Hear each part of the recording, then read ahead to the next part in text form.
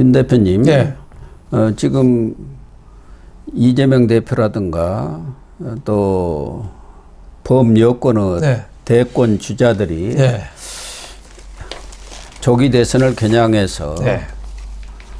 사실상 대선 전국의 문을 열었다 할까? 네. 대선 전국을 향해서 열심히 뛰어가고 있는데 그 가운데서도 지금 국민의힘의 경우는 한동훈 전 대표 예. 그리고 개혁신당의 이준석 네. 전 대표 네. 이 두 분이 세대 교체론이랄까 이런 것을 내걸면서 뭔가 한번 새바람을 일으켜 보겠다 이런 몸부림을 지금 치고 있는 것 같아요. 네. 우선 한동훈 대표는 원래는 서울 지나면서 정치 복귀 쪽으로 움직임을 가시화할 걸로 이렇게 예상들을 했습니다만은 아직은 윤석열 대통령의 탄핵 심판이 진행 중이고 국민 여론도 정계 복귀를 하기에는 좀 성급한 것 아니냐, 시기상조다 이런 여론이 있으니까 좀 더 시기를 보고 있는 것 같은데 한동훈 대표를 지지했던 그런 사람들이 지난번에 친한 의원 19명이 시작 투 모임을 만들었었는데 그 사람들과는 별개로 언더 73 이런 스튜디오라는 것을 만들어 가지고 이 주로 원외 인사들이 중심이 된 것 같은데 한동훈 대표의 정치 복귀에 밑자락을 지금 깔려는 그런 노력을 하고 있다. 그런 시도를 하고 있다는 얘기가 나오고 있네요. 네, 그러니까 그 언더 73 스튜디오는 유튜브 채널입니다. 그래서 이제 준비 단계를 거쳐서 뭐 2월 뭐 중하순경에는 시작하겠다는 거죠. 근데 언더 73이라는데 73이 숫자가 상당히 의미가 있죠. 73은 한동훈 전 대표의 그 출생 연도가 1973년도거든요. 그러니까 1973년 아래쪽.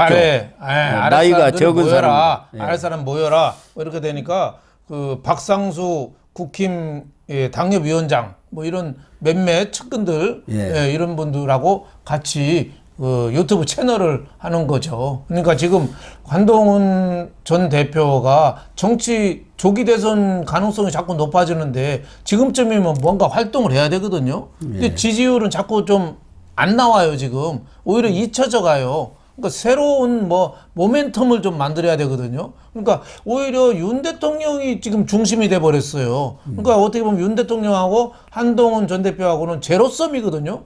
윤 대통령에 대한 관심이 높아질수록 한동훈 대표는 자꾸 관심이 좀 줄어드는 어떻게 보면 그런 측면에서 한동훈 대표가 굉장히 답답해할 것 같고 뭔가 지금 모멘텀을 만들기 위해서 몸부림을 치고 있다 이런 시각으로 볼 수 있겠습니다. 그러니까 젊고 유능한 보수 메시지를 좀 전달해야겠다. 지금은 윤석열 대통령을 중심으로 해서 윤석열 대통령의 직무 복귀 그리고 탄핵 반대 이런 여론이 지금 워낙 거세게 불고 있지 않습니까? 바람이 전국적으로. 그런 상황 속에서 한동훈 대표는 탄핵 찬성 쪽에 섰던 것 아닙니까? 그래서 지난번에 탄핵안이 통과가 된 것 아닙니까? 204표로. 그런 상황 속에서는 지금 입지가 너무 없다 보니까 한동훈 대표가 또 언론에 스포트라이트를 받지를 못하니까 지지율도 자꾸 떨어지는 그런 상황을 타개하기 위해서는 목소리를 계속 내야 한다.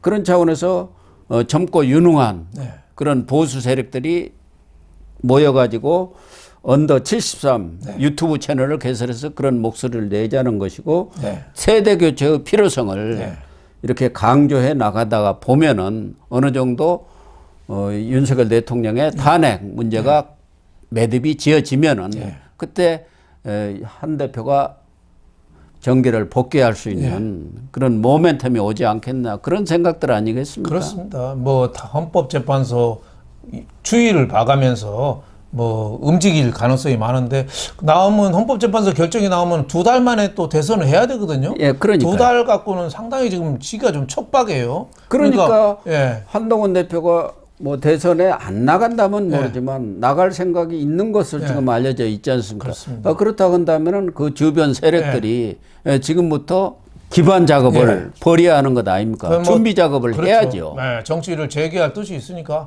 당연히 뭐 준비를 해야겠죠. 지금 국민의힘 후보들이 하나같이 지금 전적으로 대선 그 조기 선거 운동에 뛰어들기엔 조금 애매한 위치예요. 그렇죠. 뭐 오세훈 시장, 홍준표 시장, 뭐 현직 시장이고 김문수 장관은 또 고용부 현직 장관이고 또 뭐 다른 사람 또 뭐 다들 뭐 좀 이 뭐에 매여 있거나 뭐 지지율이 아주 안 나오거나 뭐 그러니까 지금 국민의힘이 그런 면에서 조금 어려움을 겪고 있지 않느냐 뭐 이런 생각이 좀 듭니다. 아니 윤석열 대통령과의 관계 설정을 어떻게 할 것인가에 대해서 명확한 입장을 정리하기가 지금 애매하기 때문에 국민의힘 대표들이 내가 대선에 나가겠다 하는 사람은 홍준표 대구시장을 제외하고는 없지 않습니까?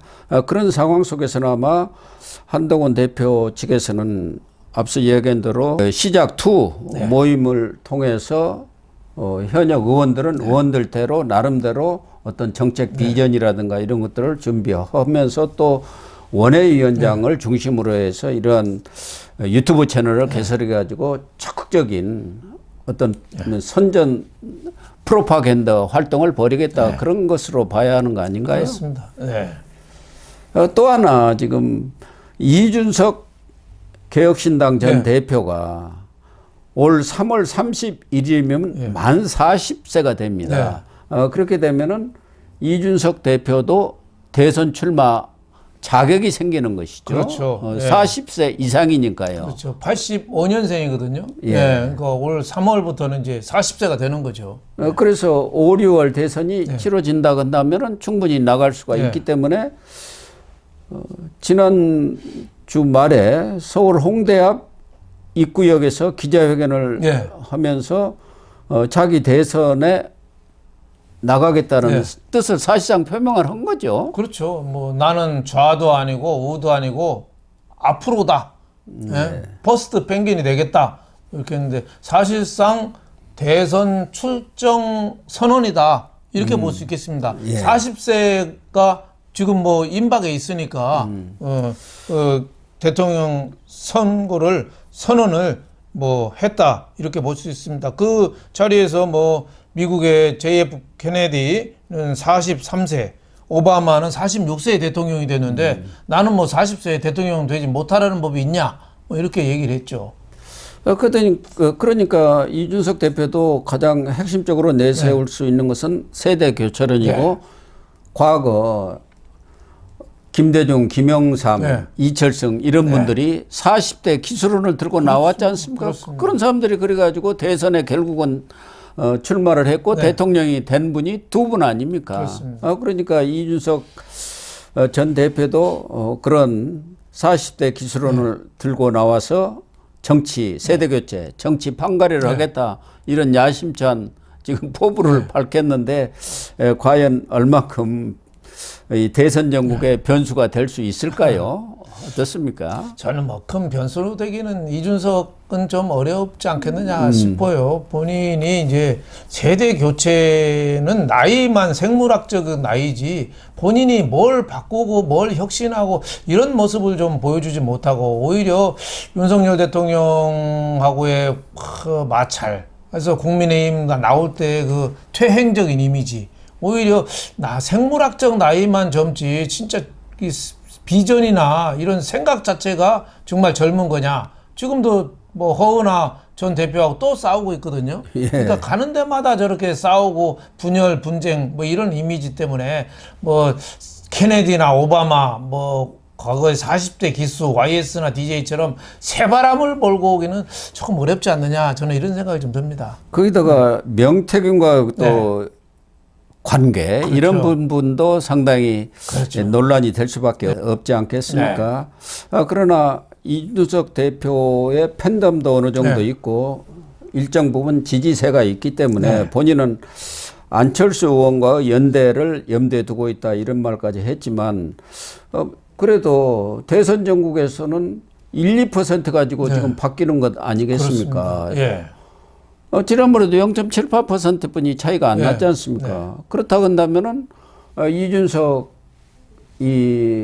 전 대표가 대선에 출마를 할 경우 적어도 한 3, 4% 정도만 얻을 수만 있다면은 얼마든지 단일화라든가 연대를 가능할 수도 있지 않습니까? 그렇습니다. 윤석열 대통령도 결국은 안철수 그렇죠. 의원과 후보 단일화를 통해서 이겼지 않습니까? 그렇죠. 뭐 꼭 그것이 전부는 아니지만 그렇다고 한다면은 대선 전국에서 상당한 변수가 될 수가 있죠. 더군다나 국민의힘 후보 입장에서는 이준석과의 연대랄까 단일화 이것이 목마를 수가 있지요. 그렇죠. 지금 뭐 개혁신당이 야당이죠. 야당이긴 하지만은 또 국민의힘 출신들이 또 많거든요. 그러니까요. 그래서 국민들이 볼 때는 뭐 국민의힘하고 초록은 동색이라고 이렇게 보고 있거든요. 예. 결국은 나중에 보수 중도의 표를 좀 잠식할 거 아니냐. 또 2030 젊은 표를 좀 잠식할 거 아니냐. 뭐 이런 뜻에서 나중에 대선에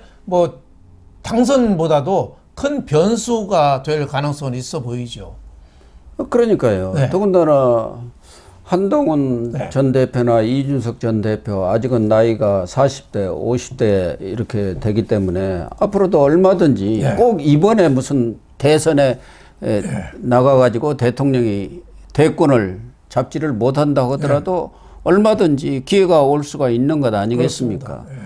그래서 이런 사람들이 지금 앞으로 조기 대선이 치러지면은 가장 큰 변수로 등장할 사람은 한동훈 전 국민의힘 대표와 이준석 개혁신당 전 대표가 아니겠느냐. 더군다나 뭐 차기 대선도 큰 표차로 결판이 나기보다는 지금 양당 간의 지지율이라든가 이런 것을 보면은 거의 오차 범위 내에서 판가름이 날 가능성이 있기 때문에 이런 사람들이 누구와 연대를 하느냐 이게 아주 가장 중요한 어떤 변수가 될 가능성은 높지요. 그렇죠. 뭐 차기 대선은 누가 봐도 진영 대결이거든요. 지금 국민의힘 중심으로 보수가 뭉치고 좀 민주당 쪽으로는 또 좌파들이 또 뭉치고 또 중간 지역이 지금 무당층이 자꾸 줄어드는 형국인데 이 아주 미세한 차이로 승부가 갈린다고 생각하면은 자기 쪽에서 누구라도 분열해서 출마하는 것보다는 단일화해서 나가는 게 압도적으로 유리하다고 봐야죠. 민주당이야 워낙 이재명 일극체제고 거기에서 뭐 뛰쳐나간다든가 뭐 그럴 사람들은 거의 없다고 봐도 되지만 이 국민의힘은 탈당해서 뭐 독립해가지고 출마할 사람은 없겠지만 대선 후보들 간에 워낙 이 색깔의 차이들이 크고 또 지지층 간에도 지금 분열의 양상을 보이고 있기 때문에 어떤 특정 후보가 경선에서 떨어져 가지고 이긴 사람에 대해서 지지를 선언하지 않고 뭐 돌아선다든가 하면은 큰 타격을 받는 거죠. 엄청난 타격이 뭐 되죠. 그렇게 되면은 뭐 그래서 중요한 이길 거죠, 수 사실. 없는 거죠. 과거 이회창 대표가 거의 되는 걸로 알았는데 이인재 후보가 나가면서 그 단일화를 결국은 못했잖아요. 결국은 뭐 패배했죠. 그런 결과를 빚을 수가 있기 때문에 지금 이 두 사람의 행보가 보수 쪽에서는 매우 중요한 관심사가 될 수밖에 없다. 그렇습니다. 그런 거지요. 네.